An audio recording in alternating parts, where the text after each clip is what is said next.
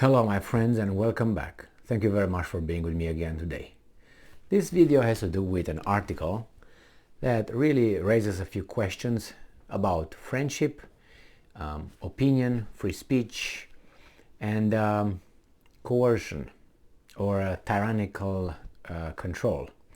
So let's start with the article, which comes from Italy, and it's about Berlusconi and Putin. This article comes from Republic World and it's from October 19th, 2022. This is the title. Former Italy Prime Minister Berlusconi says Russia's Putin gifted him vodka and a sweet note. Former Premier Silvio Berlusconi, who has a long-time friendship with Vladimir Putin, has been caught on audio tape boasting that he had recently reconnected with the Russian president and exchanged gifts of vodka, wine and quote-unquote sweet letters. So Italy's La Presse news agency published what it said were comments by Berlusconi, who's 86 years old, to his central-right Forza Italia lawmakers during a meeting this week in the lower chamber of deputies. Now Berlusconi is 86. Right? How old is Biden? I listen to Berlusconi talk and move and act, and it seems like a healthy sexual life will keep his brains where they belong. But there's just an opinion, right? Opinion is not based on facts. But facts are just the visual and audio, not audio the car, but audio. And I'm quoting, I have reconnected with President Putin, end quote. Berlusconi was heard saying, and I'm quoting again, he sent me 20 bottles of vodka and a really sweet letter. I responded with 20 bottles of Lambrusco, good wine, Lambrusco, a sparkling red wine, and similarly sweet letter, end quote. The occasion was Berlusconi's 86th birthday on September 29th. La Presse said 4 days after the right won the most votes in Italy's national elections. Now, in the audio tape, Berlusconi also again seemed to defend Moscow's position in the war, relying to his lawmakers that Russian officials have repeatedly said the West is at war with Russia, and I'm quoting, because we're giving Ukraine weapons and financing, end quote. And he says here, and he made another, if you remember, another little statement, and he said that their troops were supposed to reach Kiev within a week, replace Zelensky's government with decent people, and then leave, end quote. Berlusconi told his favorite late night talk show host on September 22nd. Later he backtracked, saying his words had been oversimplified. Well, maybe or not, it doesn't really matter. These two guys know each other for at least 20 years, I would say from 2000s. I don't think they knew one another prior to that, but I don't know. So if you look at 86 years old, that's not a lifetime, but it's not even anyway. I'll get it, well, 15, anyway, 20 years. So the thing, that's the part with the friendship. The friendship is like this. When you know someone or you think you know someone, you might be in a better position to analyze that your friend's actions because you know that person, or at least you had more contact. You were more, intellectually intimate with that person. You exchange, ideas. You debated issues, so you know how that person thinks, how far you can go with him, and you know what that person is. You can, based on your assessment, why and how that person thinks and what would do in certain situations. Now, this is the one with the friendship.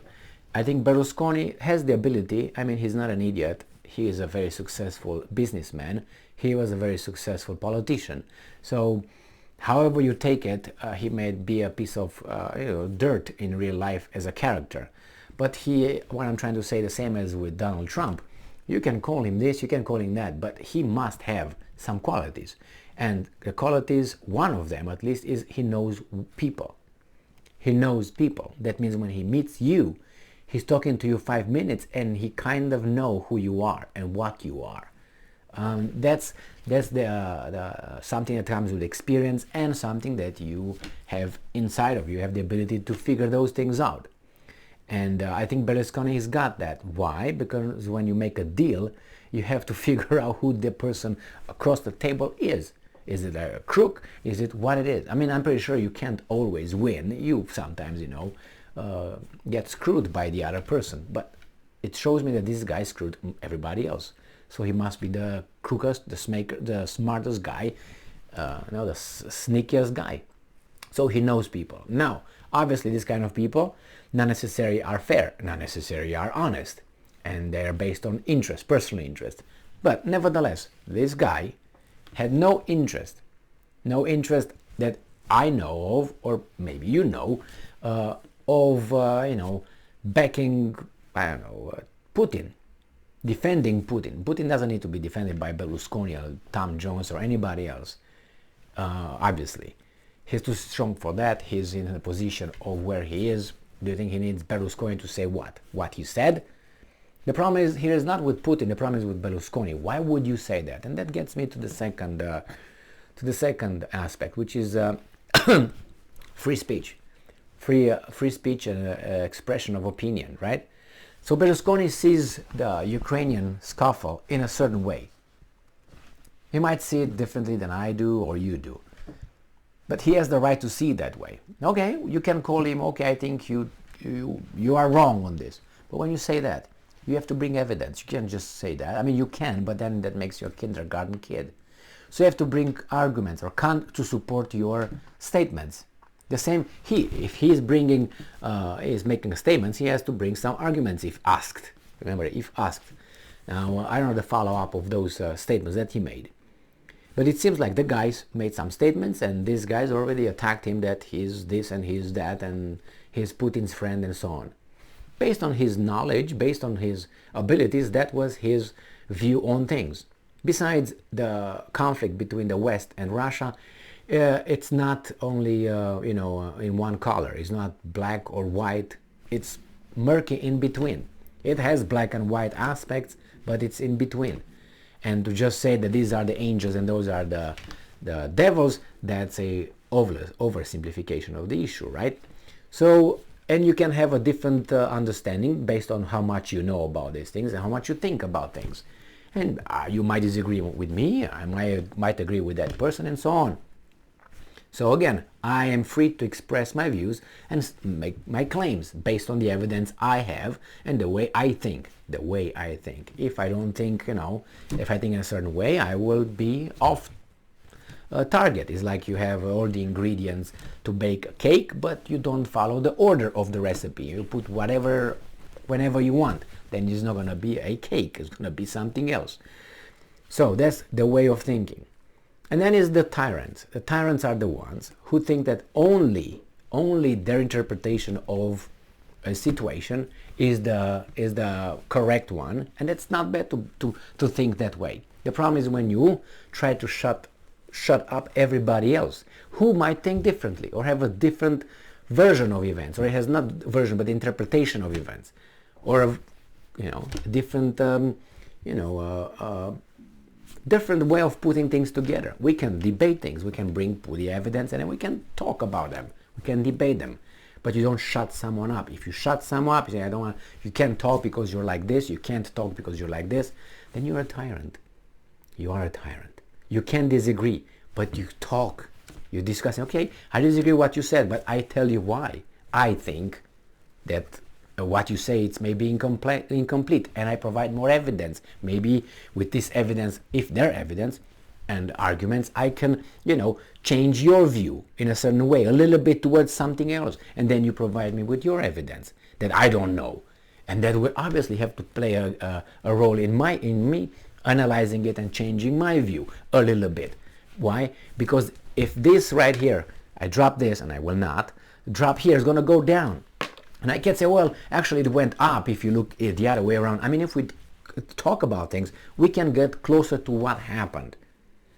Exchanging information, knowledge, arguments, interpretations.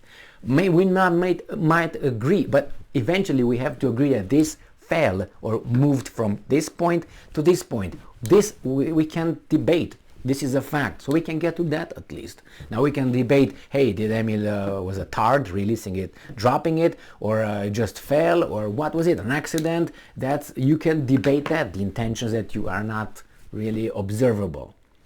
But the fact is point A, point B. We can agree with that. You can say, well, yeah, we can agree that Russian forces invaded Ukraine. Yeah, we can agree with that. Yeah. That's boom. Okay, let's move on. Let's get the next one. It was just unprovoked.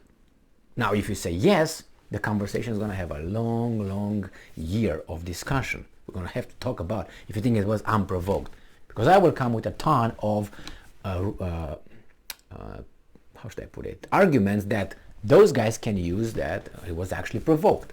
And you can say, no, it was not. I will not consider those as being a provocation. And the way to do it, okay, then I will do exactly what these guys consider to be a provocation. I will do it to you and see if you're going to feel provoked for that. And then they will possibly, if they're honest, say, yes, I can see that. But anyway, so as I said, Berlusconi, he's 86, right? He's got money. He's in politics. He's where he's at. He can say whatever he wants at this point. He could have said it before, but he can say whatever he wants. And he can be friends with whomever he wants. What are these guys going to do to him? Blow him. Thank you very much for being with me again today. Stay strong, stay smart, look for the truth, and be just.